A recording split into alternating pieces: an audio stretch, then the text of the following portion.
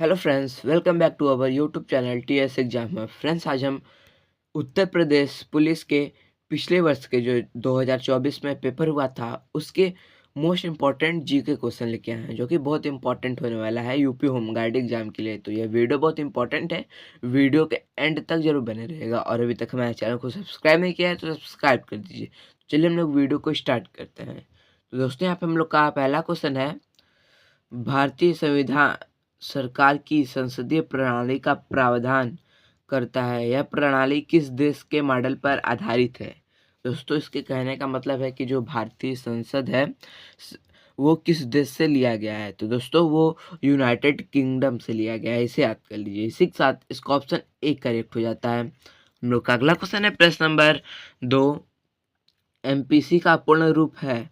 तो दोस्तों, एमपीसी का पूर्ण जो है वो मॉनेटरी पॉलिसी कमेटी है, इसे याद कर लीजिए। इसी के साथ इसका ऑप्शन डी करेक्ट हो जाता है। हम लोग का अगला क्वेश्चन है प्रश्न नंबर 3, विनय पिटक पुस्तक किससे संबंधित है? तो दोस्तों, विनय पिटक पुस्तक वो बौद्ध संघ के नियम से संबंधित है, इसे याद कर लीजिए। इसी के साथ इसका ऑप्शन सी करेक्ट हो जाता है।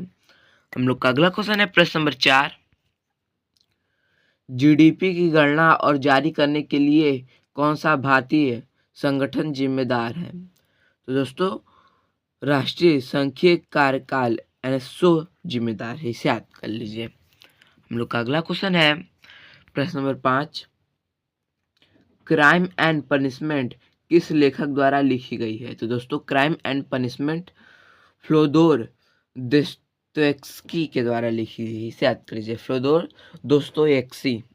हम लोग का अगला क्वेश्चन हो जाता है प्रश्न नंबर 6, लाओस की राजधानी क्या है? तो दोस्तों, लाओस की जो राजधानी है वो वियतनाम है, इसे याद कर लीजिए, वियतनाम। इसी के साथ इसका ऑप्शन डी करेक्ट हो जाता है। हम लोग का अगला क्वेश्चन है प्रश्न नंबर 7, राष्ट्रों के बीच सुचारू और पूर्णनुमेय व्यापार के लिए कौन सा संगठन जिम्मेदार है? तो दोस्तों, इसके लिए जिम्मेदार WTO है, इसे याद कर लीजिए, WTO। इसी के साथ इसका ऑप्शन ए करेक्ट हो जाता है। हम लोग का अगला क्वेश्चन है प्रश्न नंबर 8, भारत में मोबाइल फ़ोन पर जीएसटी दर क्या है? तो दोस्तों, भारत में मोबाइल फ़ोन पर जो जीएसटी है वो 18%, इसे याद कर लीजिए। इसी के साथ इसका ऑप्शन सी करेक्ट हो जाता है। हम लोग का अगला क्वेश्चन है प्रश्न नंबर 9, जीएसटी परिषद में कितने सदस्य होते हैं? तो दोस्तों, जीएसटी परिषद में कुल 40 सदस्य होते हैं, इसे याद कर लीजिए। इसी के साथ इसका ऑप्शन सी करेक्ट हो जाता है। हम लोग का अगला क्वेश्चन है प्रश्न नंबर 10, अनुसंधान का पहला चरण क्या है? दोस्तों, अनुसंधान का पहला जो चरण होता है वो समस्या की पहचान होता है, इसे याद कर लीजिए। इसी के साथ इसका ऑप्शन सी करेक्ट हो जाता है। हम लोग का अगला क्वेश्चन है प्रश्न नंबर 11, 18 वर्ष से कम आयु की सभी मानव अधिकार क्या कहलाती हैं? तो दोस्तों, 18 वर्ष के कम आयु की मानव अधिकार वो बाल अधिकार कहलाते हैं, इसे याद कर लीजिए। इसी के साथ इसको ऑप्शन ए करेक्ट हो जाता है। हम लोग का अगला क्वेश्चन है प्रश्न नंबर 12, मिरर इंटीग्रेशन कब शुरू हुआ था? तो दोस्तों, मिरर इंटीग्रेशन जो था वो 24 जनवरी सन 2004 में शुरू हुआ था, इसे याद कर लीजिए। सॉरी दोस्तों, यहाँ पे जनवरी 2004 में हुआ था, इसे याद कर लीजिए। इसी के साथ इसका ऑप्शन बी करेक्ट हो जाता है।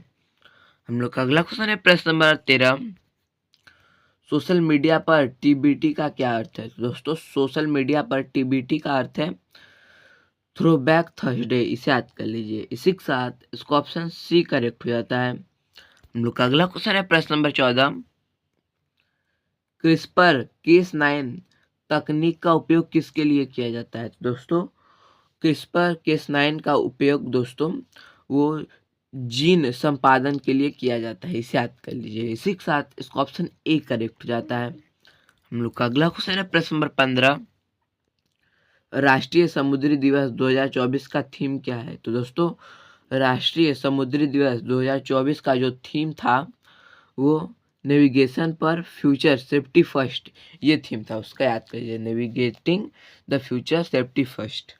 हम लोग का अगला क्वेश्चन हो जाता है प्रश्न नंबर 16, पूर्व परीक्षण प्री ट्रायल सम्मेलन का प्रमुख लक्ष्य क्या है? तो दोस्तों प्री ट्रायल सम्मेलन का जो प्रमुख लक्ष्य है वो ट्रायल की तैयारी और समझौता विकल्पों पर चर्चा करना, यही उसका मुख्य समझौता है। इसे याद कर लीजिए। हम लोग का 17वां क्वेश्चन है, इलेक्ट्रॉनिक माध्यम से धमकाने प्रताड़ित करने को क्या कहते हैं? तो दोस्तों वो साइबर बुलिंग कहते हैं, इसे याद कर लीजिए। इसी के साथ इसका ऑप्शन डी करेक्ट हो जाता है। दोस्तों ये सारे क्वेश्चन 2024 के एग्जाम में पूछे गए थे। ये वीडियो बहुत इंपॉर्टेंट है, इसे मिस मत कीजिए।